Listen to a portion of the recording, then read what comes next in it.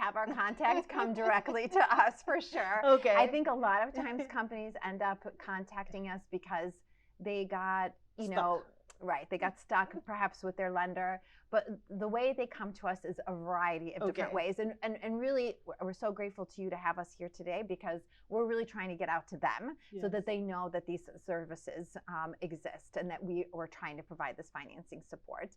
And really, I have to tell you though, on a day-to-day basis, a lot of the companies that we work with aren't necessarily even looking for financing support, but they're really looking for, okay, I have this inquiry and my customer says, my prospective customer says that they won't pay me for 60 days or 90 days and I can't wait that long, or I'm nervous because I'm exporting outside of the country and it's a $20,000 shipment, but how am I gonna collect in the event, I don't get paid? And so while we do provide financing support, a lot of what we do for small and medium-sized companies is really risk mitigation tools. So that's another part of the bank that is very active. So it's really just, we're offering insurance essentially to companies who are invoicing international customers. So for example, yesterday I talked to a company here in the Chicagoland area that is a manufacturer of industrial baking equipment. And they were telling me that they were sort of the third largest supplier, but their two larger US-based competitors were in the last year purchased by a European company.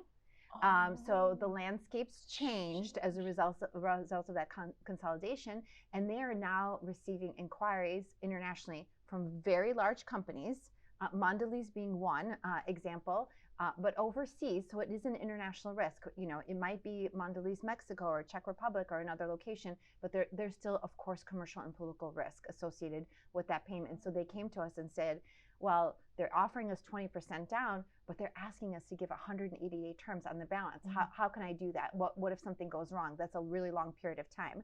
And so we talked to them about the fact that we can provide them insurance.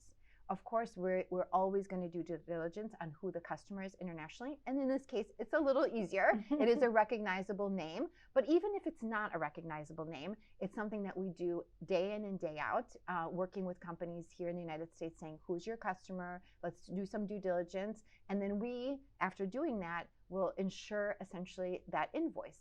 So really, the US company is only going to come to us if something goes wrong. Hopefully nothing goes wrong and payment comes in 180 days or 60 days. But if something goes sideways for a political reason or a commercial reason, that's what we're here for. And things do happen. Yes. We have a great resource on our website called the Country Limitation Schedule. And it kind of sets out all the countries in the world where we currently do business and where we don't do business. And there are many markets, obviously, some markets that we legally are prohibited from doing business because of sanctions, but there's also markets, unfortunately, like in Argentina, that's difficult right now. The Argentine importers aren't able to get access to US dollars to pay their vendors in the United States. So as an example, that's not a market that we're doing business in currently.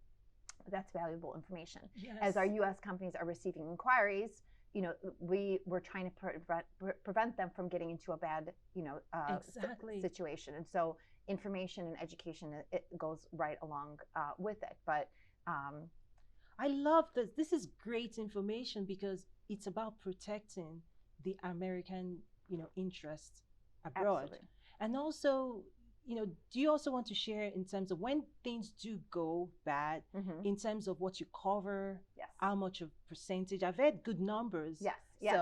So our insurance covers 90 to 95% of a company's invoice, kind of depending on whether a company is coming to us with a single transaction or they're coming to us with a whole basket. And really, we're acting like an insurance company in many respects. So if you come to us with one risk, you're going to share a little bit more in that risk, 10%.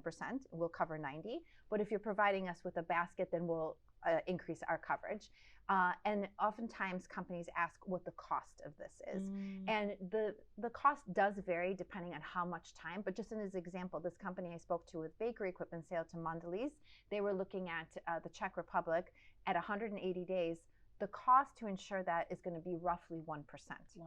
So they can build, what we were talking about yesterday is for them building in that cost of our insurance into their quote, because there's no reason they should be absorbing that cost. And also we counsel companies By the way, if you're giving 180 days of credit, you're acting effectively as a banker for your customer. There's no reason that you shouldn't be passing on your cost of funds. While inflation here in the United States is relatively high, historically speaking for us, inflation in many markets internationally is significantly higher. So U.S. companies who give terms, who are open to that, to giving terms to international customers, have a competitive advantage. You're making it easier for your customer to purchase from you. You're not asking for prepayments. You're not asking for potential letters of credit, which are appropriate payment tools in some situations, but really hard when you have repeat business, particularly with a distributor.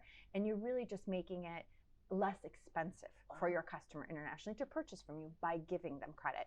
And we stand behind you in case of that non-payment situation. So when do we pay? If there's any political risk, any action on the part of the foreign government that would prevent your customer from paying you, we step in immediately. Wow. Most of the time, though, we really see non-payment situation due to commercial risk. Maybe you sold to a distributor. That distributor sold to an end user. They didn't get paid. And as a result, you're not getting paid here in the United States. So any type of commercial risk, whether it's bankruptcy, insolvency, just slow pay or cash flow problems on the part of the overseas customer, we can cover those risks. So, and we cover it again at 90 or 95%, depending on how that's set up. So, you know, we have companies who ask, you know, what size transaction can you do?